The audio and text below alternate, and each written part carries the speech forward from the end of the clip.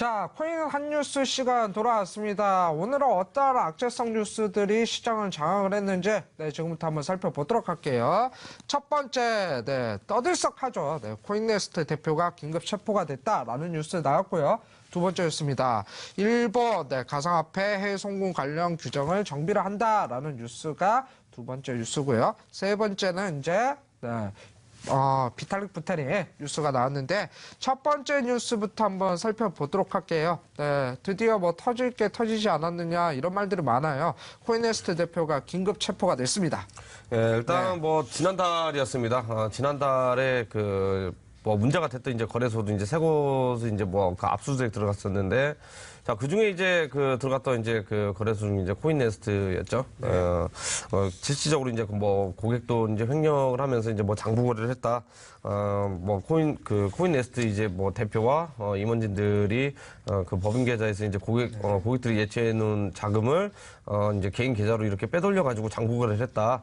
이런 식으로 이제 발표가 돼서 이제 긴급 체포를 했습니다. 오늘 낮에 긴급 체포한 게 아니라 이제 한밤중에 이제 긴급 체포를 했다.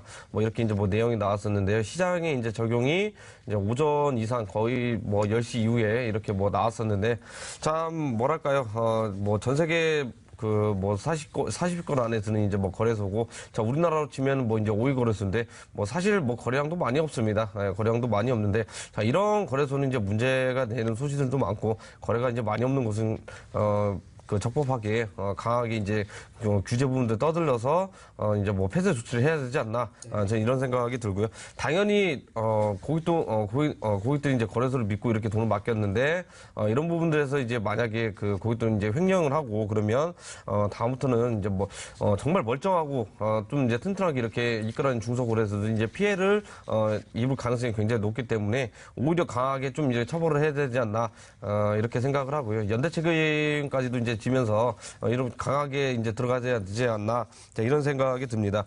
실질적으로 이제 가장 크게 이제 문제가 됐던 부분들이 이제 뭐가 있냐면, 예치금 이제 횡령을 했다거나 사기를 했다거나 이런 부분도 있을 수 있겠지만, 장부거래 한 것 중에 이런 부분이 있습니다.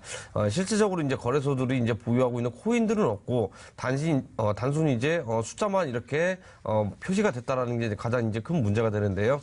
최근에도 많이 문제가 되는 거는 이제 입금을 했다 그러면 입금 지연이라든지 또는 이제 출금 지연, 자, 이런 부분들이 이제 많이 있었고, 전화 통화는 당연히 안 됐겠죠.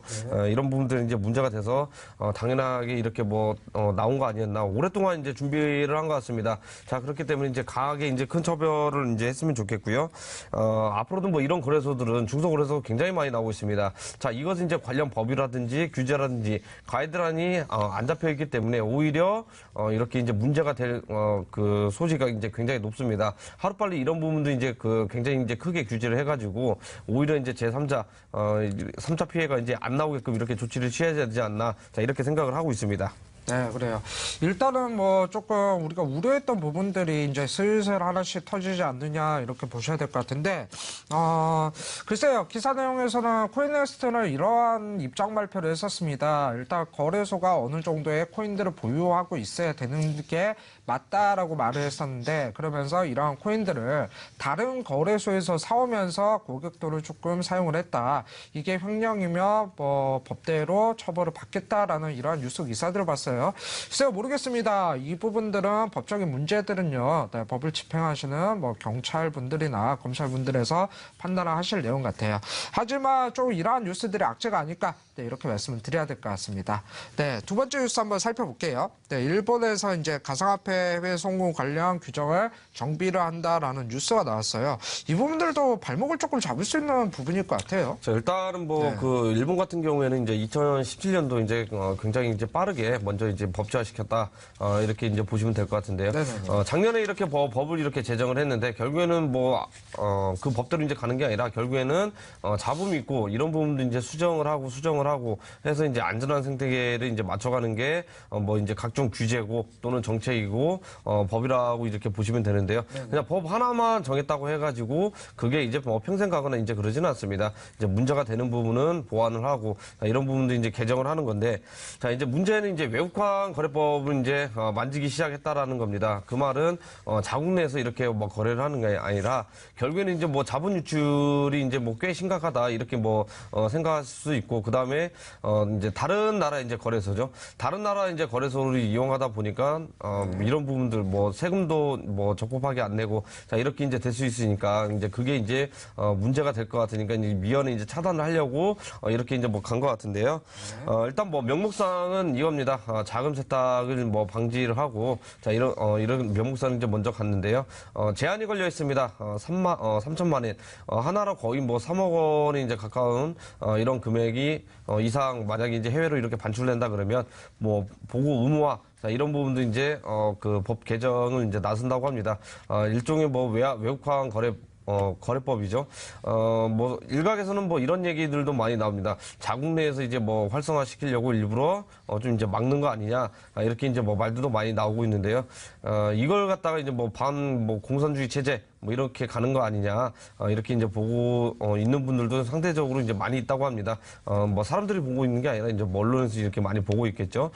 그러면 이제 뭐 그 정부가 결국에는 이런 뭐 자본주의 시장 자유시장에 이제 뭐 개입을 해가지고 직접 이렇게 만지는 거 아니냐 이런 말도 이제 많이 나오고 있기 때문에 이제 뭐 그 적절하게 이렇게 그 입법부에서 적절하게 논의를 하고 개정을 했으면 이제 뭐 좋겠고요. 뭐 우리나라도 이제 마찬가지입니다. 왜 그러냐면 1월달에 그 외국인들 이제 계좌를 이제 거의 뭐 강제적으로 이제 막았죠. 그런 다음에 지금 어떻게 되면 이제 중국과 이제 합작 자 중국계 거래소들이 지금 우리나라 이제 들어와가지고 이제 활동을 하고 있는 상태죠. 자, 그런 부분들이 이제, 외환거래법에, 저촉이 돼가지고, 우리나라 이제 뭐, 자본들이 해외로 빠져나가는 거 아니냐, 이런 부분들도, 늦기 전에, 빨리빨리 이렇게 해야 될 것 같습니다. 그래야, 이제 뭐 약관이라든지 이런 부분들 이제 어제 방송에서도 이야기를 해드렸었잖아요. 나중에 이제 뭐 지나고 나서 일 터지고 나서 이렇게 고치는 게 아니라, 일 터지기 전에 한번 손을 봐야 되지 않냐. 자, 이렇게 이제 나오고 있는 상태고요.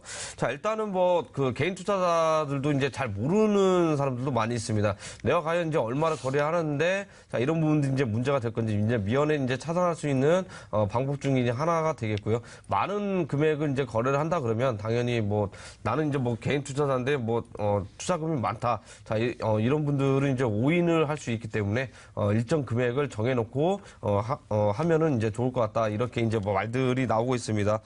이렇게 이제 뭐 일본 같은 경우에는 사실 한쪽에서 바라볼 때는 뭐 이제 사회주의 체제로 가느냐 또는 이제 뭐 자유주의로 가느냐 이런 길을 서 있는데요.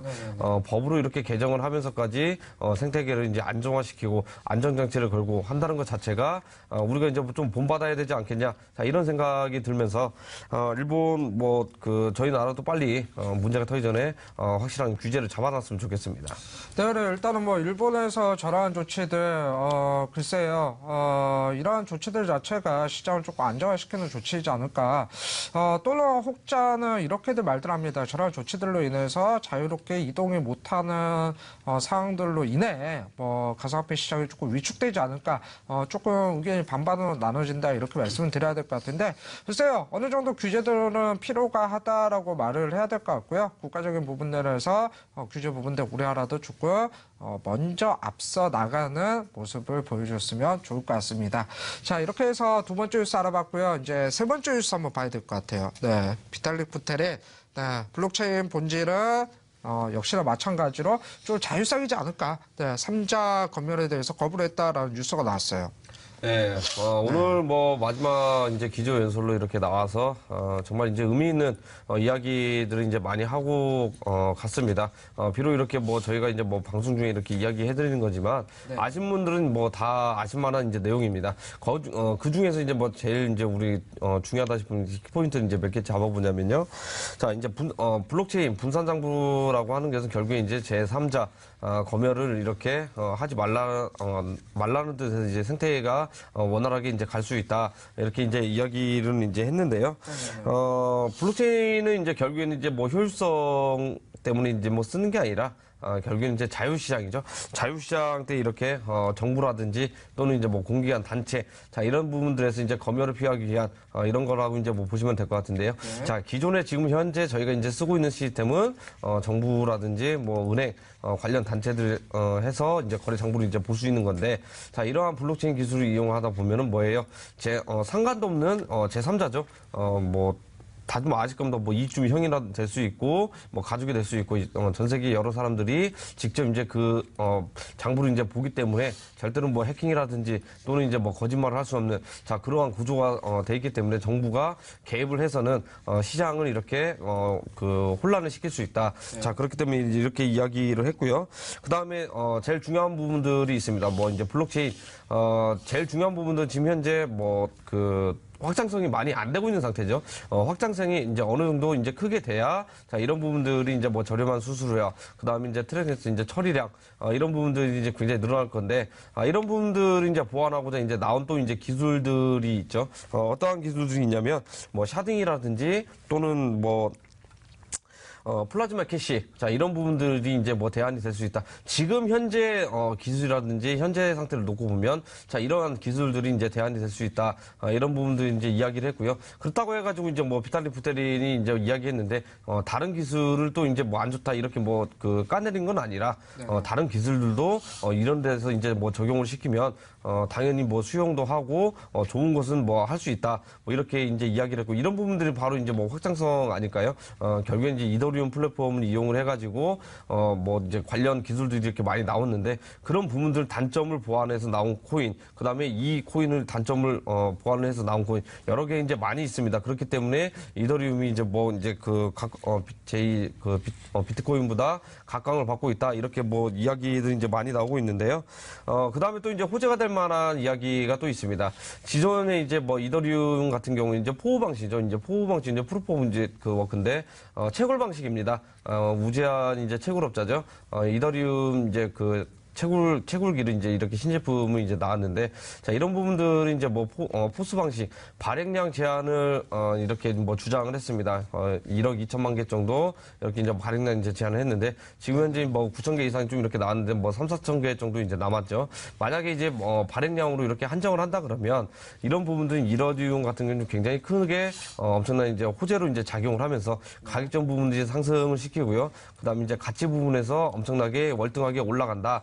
이렇게 이제 뭐 보시면 될 것 같고 지금 아직까지는 비탈릭 이제 부테린 부분 이제 개인 주장입니다. 그리고 이제 이러한 방식은 이제 예전부터 이제 계속해서 이제 나왔습니다. 왜냐하면 이더리움 같은 경우에는 예전 뭐 해킹 구설수도 많이 있었고요. 네. 그다음에 이제 무한한 이렇게 이제 발행을 하고 있는 상태이기 때문에 가치라든지 또는 이제 코인의 이런 부분들 희석이 많이 되고 있는 상태입니다. 그래서 가격적인 메리트가 이제 많이 상승이 안 되고 오히려 이제 더 떨어지고 있다. 그걸 겨냥해 가지고 이제 뭐 발행량 주장이 나온 것 같은데 뭐 이렇게 되면 우리 이제 투자하시는 분들, 이더리움 투자하시는 분들한테, 뭐 이제 굉장히 이제 뭐 좋을 만한 이제 내용이기 때문에 앞으로 좀 이제 지켜보면은, 좀 어떤 방향으로 나올 건지 이러한 부분이 나오지 않을까 이렇게 생각을 하고 있습니다. 네, 그래요. 일단은 뭐 이더리움의 가격 하락폭이 조금 크지 않았느냐, 다른 코인들의 반등이 나갔을 때 이더리움의 반등세는 조금 저조 있지 않았느냐 이렇게 보셔야 될 것 같은데 이런 내용들이 앞으로 그 이더리움의 상승에 미칠 영향들을 조금 살펴보셨으면 좋을 것 같습니다. 자.